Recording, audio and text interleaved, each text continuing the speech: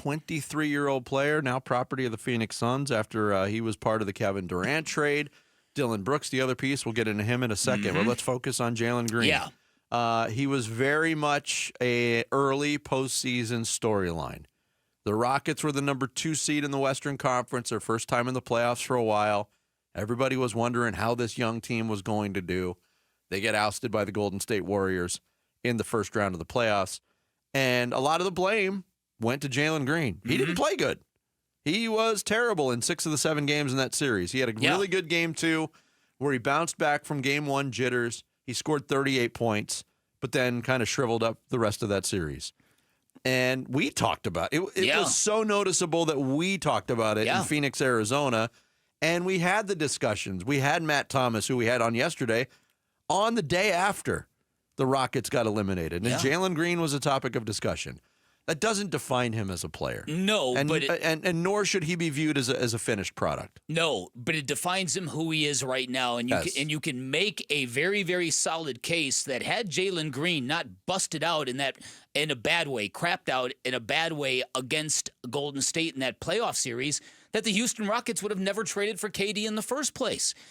There's a feeling going around by some that after that series, because of Jalen Green's no-show, that Ime Udoka went to the front office and said, we got to get KD. There's some people who believe that Houston might have been out of it, the KD sweepstakes, until that playoff series. Stephen A. Smith went off on Jalen Green yesterday, basically saying he showed everybody he's not ready, and he's not at the moment. You're right. In no way is he a finished product. So I'm hoping change of scenery, maybe a new voice in his head. If the Suns can really ace that player development piece that Jordan Knott has been raved about for, then maybe you can make something out of this kid. He's got a ton of physical skill, but he was inefficient as a high-volume scorer, and that's really the only thing at the moment he does at an NBA level. And so that's the player you're getting. And aside from the positional overlap with Devin Booker, I don't see how you can play both those, how that can be your backcourt.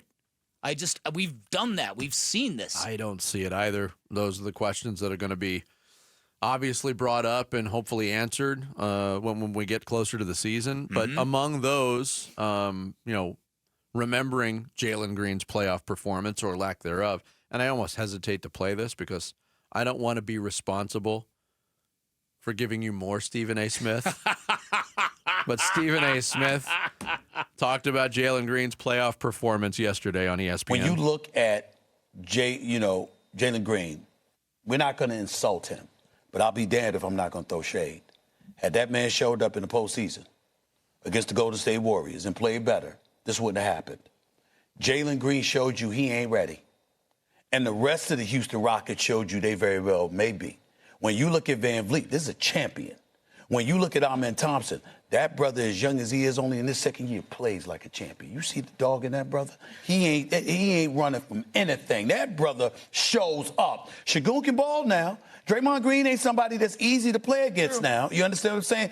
But they showed up. Yeah, and the assumption that Jalen Green didn't show. He's He the didn't. one that did. Yeah, and that will dog him until he gets another opportunity in the postseason to correct it. That's right. He's So not the first player that's happened to. No. So I am perfectly aware of the fact that Jalen Green has star qualities, and maybe this is what he needs.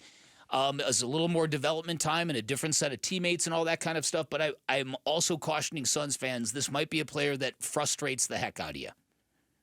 Welcome to Phoenix. There you go. There you go. On the frustrating side of it, he's a guy that I've gone back and forth all day yesterday of, all right, can I talk myself into Jalen? Can I not? I'm excited to see him fly all over the floor. We haven't had a guy like that can score. I mean, Book's been able to score at a high level for a long time, but give us explosive, kind of jaw-dropping plays. And hey, we know we're not going to win a ton of games next year anyway. We might as well be kind of fun to watch. Yeah, Ryan Dunn, I think, with all due respect to him, he becomes the second most athletic player on this team. But now you got a duo of really athletic players, one offensive, one defensive. Danielle Lerner, who covers the Rockets for the Houston Chronicle, was on with Wolf and Luke yesterday. She gave her impressions of Dillon Brooks. I mean, as much as he was a tone setter on the floor just for what he could do defensively, he was also really a tone setter for the Rockets in the locker room. You know, a lot of people look at the Rockets and say, oh, Fred VanVleet obviously was, you know, one of the leaders. And Dillon Brooks played that same role. He wasn't always necessarily as loud about it, but he was that guy who everyone respected, everyone looked to because he's been in those playoff battles. He's been on really, really good defensive teams. He's just kind of been that guy and played that same role for his entire career. And so, I mean, I think defensively is where he was most valuable on the court. You know, he was guarding the opponent's best player every single night. He just is a tough dude. He knows how to get under people's skin. That much is obvious, right? The whole Dillon the villain shtick. It is a shtick. He's very much aware that that's a persona that he's putting on. Yeah, and now that shtick is part of what the Suns have, and I agree with people that say that's something that they need. One thing that doesn't get talked about Dillon Brooks enough, people talk about the persona, the shtick, Dillon the villain.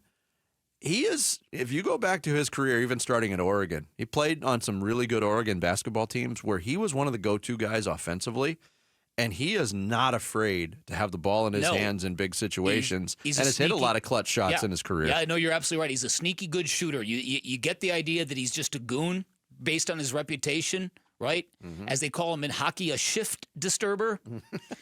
But that he's got more good enunciation. Yeah, thank you. I was very, very careful with that one.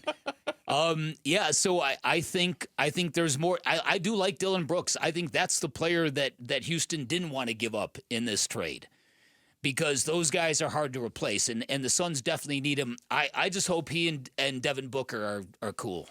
That's all. Becoming teammates can change things, and you kind of know it's part of the game. Mm-hmm.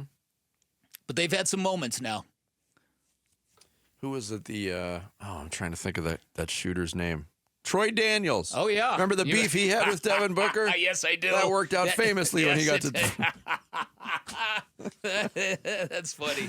That's one of the things you got to pay attention to now, with any team. Uh-huh. Oh, he's on this team now. Who does he have beef with? Right. It's so funny. Not as prevalent as it used to be. No. But it's still out there. Thanks for watching Bickley and Marotta. Click to see the latest Bickley Blast and hit the button in the middle to subscribe to Arizona Sports.